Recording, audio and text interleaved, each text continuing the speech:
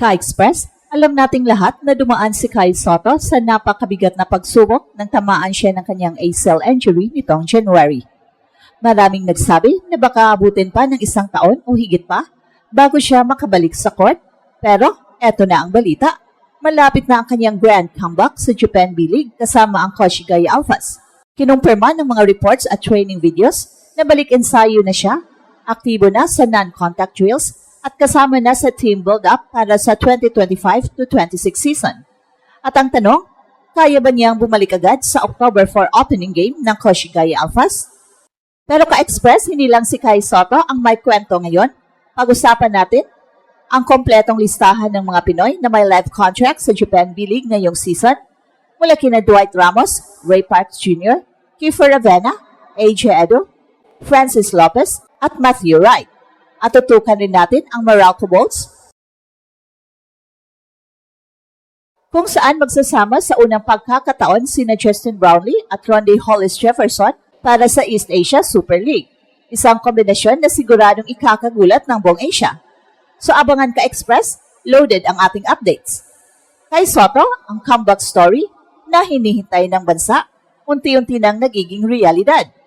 Alam nating lahat na nagtamo si Kai ng ACL tear nitong January, dahilan para ma-sideline siya ng matagal at mawala sa mga mahahalagang laban ng Koshigaya Alphas at ng Gilas Pilipinas. At ang pinaka-importanting update, si Kai ay bumabalik na sa training camp ng Koshigaya Alphas at sumasailalim sa mga non-contact workouts at team drills.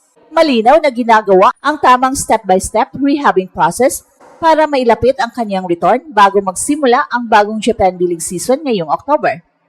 Maraming local at international outlets ang nag-report ng kanyang pag-rejoin sa camp at aktibidad sa court.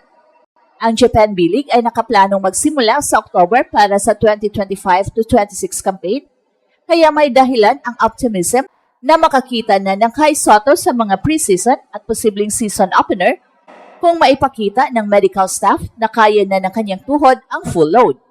Pero mahalagang linawin, wala pang opisyal na kumpirmasyon mula sa Koshigaya Alphas o sa liga mismo na makapaglaro siya sa eksaktong opening date sa October 4. Ang public reports ay nagsasabing nearing return o rejoin camp, hindi pa cleared for fall contact games. So ano yung ibig sabihin nito para sa Gilas Pilipinas at ng Koshigaya Alphas? Una, expect ng management minutes at role. Malaki ang chance na hindi siya agad starter ng 36 to 40 minutes. Mas may posibilidad ng limitado o managed minutes para i-build ang game conditioning at maiwasan ang re-injury. Pangalawa, ang team at medical staff ang mag-decide based sa load test, reaction under contact at simulation game replications, hindi lang sa social media clips. At may 3 key factors na subaybayan natin. First, medical clearance, full functional test at mga contact drills. Second, game conditioning, stamina at defensive footwork pagkatapos ng matagal na break. Third, coaching plan, kung paano gagamitin ang laki at rim protection ni Kai nang hindi pinapabayaan ang kanyang tuhod. Kung maayos ang pagkakamanage ng 3 ito, posible na makikita natin si Kai na may limitadong minutes pero mataas ang impact sa unang buwan ng season. At kung hindi, magiging cautious ang team at ilalagay muna siya sa phase return. At sa punto ng mga fans, natural ang excitement pero mas importante ang realism. Ang comeback ng isang 7'3" big man na may ACL history ay hindi instant, ito ay proseso. At susuriin din natin ka-Express ang mga konkreto, mga video cues mula sa kanyang training, mga opisyal na pahayag ng Koshigaya Alphas at ang timeline na pinakamalapit sa game-ready status. At ang tanong ka-Express, kung maklear si Kai, gusto niya ba siyang makita agad sa starting 5 o unahin muna ang controlled minutes? Ka-Express, bukod kay Kai, napakarami pang Pinoy ang maglalaro ngayong 2025-26 season sa Japan B-League. Ito na ang pinakabagong kumpirmadong listahan ng ating mga kababayan na tuloy-tuloy ang kontrata sa Japan. Number 1, Kai Sotto ng Koshigaya Alphas. Bumabalik mula sa ACL rehab. Resigned siya sa Koshigaya Alphas at kasama na sa kanilang pre-season activities. Isa itong napakalaking hakbang para ipakita na buo pa rin ang tiwala ng team kay Kai kahit galing siya sa major injury. Second, Dwight Ramos, Livanga Hokkaido. Resigned with Hokkaido matapos ang breakout 2024-25 season. Siya ay naging isa sa pinaka-consistent sa Asia Kota players sa buong liga. Kilala sa kanyang scoring at perimeter defense. Third, Ray Parks Jr., Osaka Evesa. Resigned sa Osaka at kilala bilang impressive Asia player dahil sa kanyang matatag na produksyon.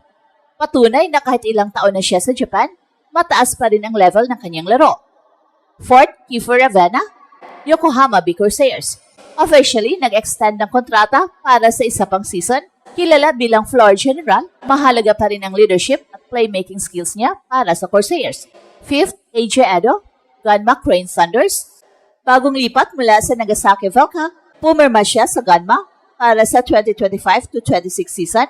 Magandang pagkakataon ito para sa kanyang development bilang versatile big man. Sixth, Francis Lopez, FA Nagoya Fighting Eagles Nagoya. Turning pro ngayong taon at pumirma under the Asia Kota program, siya ang isa sa pinakabatang Pinoy sa Japan B-League ngayon. Seventh, Matthew Wright, Kawasaki Brave Thunders. May existing contract pa rin at confirm na babalik para sa isa pang taon kasama ang Kawasaki. Importante ang kanyang shooting at veteran presence. So makikita dito na hindi lamang si Kai ang may kwento, buong henerasyon ng Pinoy Japan B-League players ang nagdadala ng bandera natin sa Japan. Ka-express mula Japan, lipat naman tayo sa East Asia Super League kung saan isang napakalaking balita para sa Meralco Bolts. Magsasama na sa wakas sina Justin Brownlee at Ronde Hollis Jefferson bilang imports ng kupunan para sa bagong season ng AASL. Opisyal nang inanunsyo ng Meralco na parehong sasabak sina Justin Brownlee at RSJ kasama rin si Ismael Romero para palakasin ang kanilang kampanya. Pero ayon sa coaching staff, malaki ang hamon ng late integration.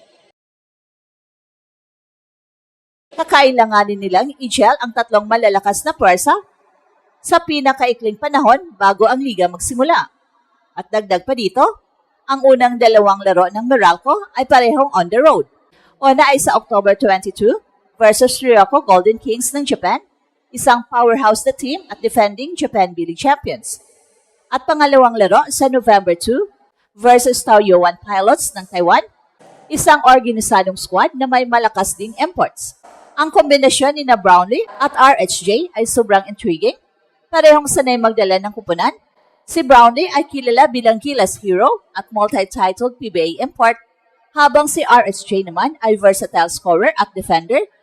At ang tanong, paano nila paghahatian ang bola at ang kanilang mga roles? At ito ang Express Info kung saan bawat kwento, ginulat ang mundo. Don't forget to like and subscribe.